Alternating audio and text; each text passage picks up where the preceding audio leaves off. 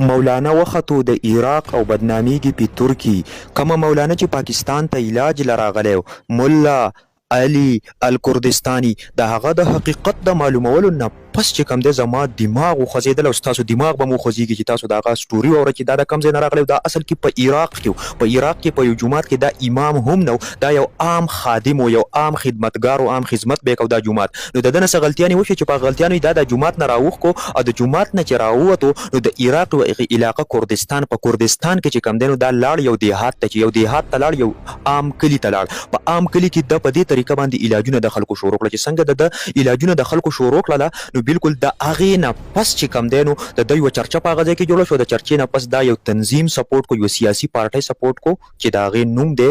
د دغې سیاسي پارټۍ نوم دی الحزب الدیم القراتي کردستاني. ټیک شوله د دغې سیاسي پارټۍ چې کوم دی نو په ده پسې راغله دا یې فل سپورټ کو یعنې دا یې پروموټ کو په هر ډغر باندې په هر پلیټفارم باندې چې څنګه دا پروموټ کو نو د صرف په یوه ورځ کې 60 لاک دینار چې کوم دی نو دا څه کړل وګټل دومره غټه روپۍ چې زه درته حیرانه یم. ټیک شوله خو دا کم خبرې چې زه تاسو ته کوم دا بالکل فیکټ دی دا بالکل حقیقت دی په دې پسې 3 ډیز مسلسل ما ریسرچ کړی دا ریسرچ بیا تاسو ګوګل کې هم د چې کوم دی دغه سرچ کولی شئ باقاعده زه به درته نور هم ثبوتونه درکړم. نو چې کله دا دغې سیاسي پارټۍ دا څه کو دا پروموټ کو دا یې مکمل طور پر پروموټ کو بالکل د یو چرچه جوړه شوه په ټوله دنیا کې نو په فرست ټایم دا لاړ چېرته دا سعودي عربیه ته لاړ چې څنګه سعودي عربي ته هلته کې سعودي عربیه ته لاړ نو هلته کې یو چرچه جوړه شوله چې بایي د ترکي چې کوم مولانا دی د ترکي اصل کې دا دی د عراق نه چې څنګه دا لاړ هلته کې نو هلته کې یو چرچه جوړه شول چې بایي دا راغلی دی په یو دم سره سړی چې کوم دی که د چا سترګه هم ختموي د چا چې څه قسم معذوري هغه ټوله چې کوم دی دا په یو دم سره ټیک کوي. نو چې کله دا هلته کې لاړ نو د داسې چل وکړو چې یو زنانه ته چې کوم دی نو ټیشو پیپر ولیکو د علاج وي چې ته دا ټیشو پیپر خوره د علاج په طور باندې چې څنګه ورته ټیشو پیپر ولیکو نو هغه زنانه چې کوم ده نو بالکل بیماره شوله او بالکل چې کوم ده نو ایمرجنسي ته ویوړه چې څنګه ایمرجنسي ته ویوړه نو د هغه ځای نه چې کومه د سعودي عربیه چې کوم دغه دی دا شرطه ده مونږ ورته دلته کې پولیس وایي هلته کې شرطي نو دې شرطي په هغې باندې چاپوله چې دا یې ونیو دا یې ګرفتار کړو نو چې کله د هغه زنانه ټیسټ وکړلی شو بالکل نو چې هغې 110 ټیشو پیپر هغې خوړی ټیشو پیپر چې کومه په هغې باندې کچ او دسماتې تش او دسماتې خلک وچوي هغه ټیشو پیپر یې دې ته د یو بیمارۍ علاج ښودلی نو هغې زنانه 110 ټیشو پیپر خوړی بیا یې ویله معده صفا را صفا کړه نو ده ته یې ویل چې دا ورته تا ولې لیکلي دی ته خو نه څه ډاکټر یې نه څه عالم یې نه څه تا له څه پوهه ده نه څه زده کړه ده نه ته څه شیخ یې نه څه چې کوم دی ته د روحاني علاج کوونکي ایکسپرټ یې هلته عالمان ورسره کېناستل باقاعده ډیبیټ یې ورسره وکړلې ټیک شوله نو ده ورته څه ویل چې دې زنانه دا ټیشو پیپر چې کوم دی نو زما د نسخې مطابق نه دی خوړلی لهذا د دې وجې نه په دې باندې یا ټیپ وکړو نو بالکل یو قسم له ګډې وډې شروع کړلې. ټیک شوله ښه د دې نه پس راځو چې کله د ترکي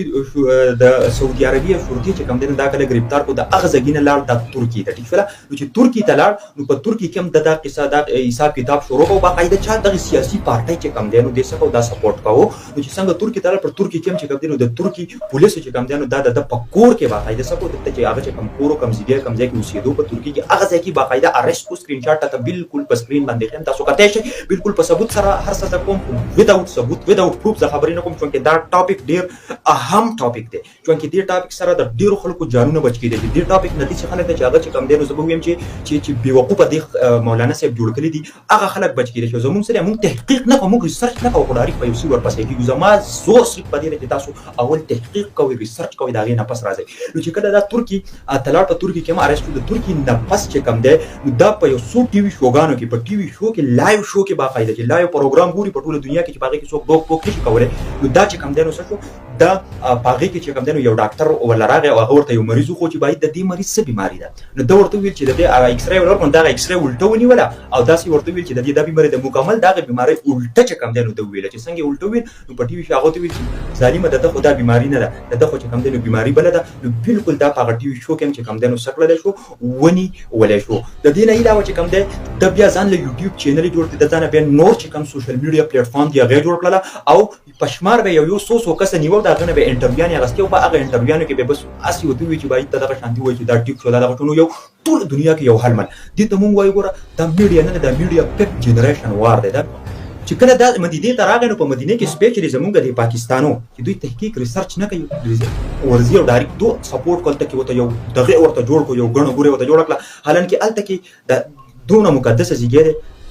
چې کوم دی دومره مقدسه ځای دی چې په هغه مقدسه ځای کې که ته زه وایم چې په خپله باندې الله ته سوال وکړې ټیک شوله د پیغمبر صلی الله علیه وسلم قبر مبارک دی هلته کې څومره مبارک خلک دی مبارک ځمکه ده په هغې ته ته په خپله سوال وکړې نو الله تعالی به چې کوم دی ستا سوال قبول کړي او ده ته به وایي چې ته زما دا حاجت پوره کړه دا حاجت پوره کړه دا حاجت پوره کړه یعنې دومره ایرلیونټ تپوسونه به یې کوله او ده به ایرلیونټ جوابونه د هغې ورکوله نو بالکل دا حقیقت د سره د ټولې دنیا سره شیر کوي دا ټولې دنیا ته ولېږئ چې باید د ده دا ایکسپوز دی باندې ما 3 ورځې مسلسل لګولي دي په دې تحقیق لہذا کم از کم لایک شیر لازمي دی چې دا شیر ورسي هر هغه چاته خلکو چې کم دی نو راغلي دي چې پته ولګي چې باید ترکي مولانا په اسلام آباد کې نو په اسلام آباد کې چې کم دی نو غمبېړ جوړ شي په اسلام آباد کې په زرګونو خلک راجمع شوي په پېښور کې راجمع شوي دا خلک دې خلکو ته دا پیغام ورسوي چې د دې شي حقیقت څه شي دی دا نه مولا دی نه عالم دی وروسته بیا د لږ چونکې دغه چې مشهور شو نو لږ بیا اسلامیک سټډي شروع کړله چې هسې نه خلک ما راګیر کړي یا خلک ما را دغه نه کړي نو بیا یې څه تر حده پورې هغه اسلامیک سټډي وکړله ده نو لهذا دا مې درته فول حقیقت وویله زه یم چې د عمان یو غټ علم الدین دی چې د دې علم الدین نیم دی شیخ اسامه بن یاسین المعانی ابوالبرا د په 14 جلد باندې یو کتاب لیکلی دی چې د هغه کتاب نوم دی موضوعات شریعه فی العلم الرکع چې په هغه کتاب کې د ټول حقیقت ایکسپلین کړی دی او په هغه کتاب کې د ویلي چې دا بالکل دوکه ده یو فراد دی یو بیوقوفه دی چونکې دا کم علم چې تاسو ته ما یاد کړو د عمان دا د ټولو نه غټ چې کوم دی د روحاني علاج کوونکو باندې کې ډېر غټ مشهور دی یعنې مانه هو شخص دی یعنی هر څوک یې پېژني نو دا هغه هم باقاعده ویلي چونکې هغه داسې عام شخصیت نه دی هغه ولا بل د دې نه علاوه یو امپورټنټ خبره یو امپورټنټ چې دا چې کوم دی دا مولانا صاحب چې کوم دی دا خو د سره پیس نه غواړي ټیک شوله چې زه پیس نه غواړم پیس نه غواړي خو دا چې کوم د علاج دپاره کوم څیزونه ښایي کوم مواد ښایي هغه مواد دومره قیمتي او ګران مواد دي چې هغه مواد به تل عجیب د دوی چې کومه کمپني ده کوم دغه د هغې نه به ته راوړي لکه دا کروونجي ښایي داسې شهد ښایي داسې قیمتي دغه ښایي او هغه به ته سپیشل چې کوم تا ته ټارګېټډ کمپني وښایي دا پرې نه به یې ته راوړي سوچ وکړئ نو پوهېږئ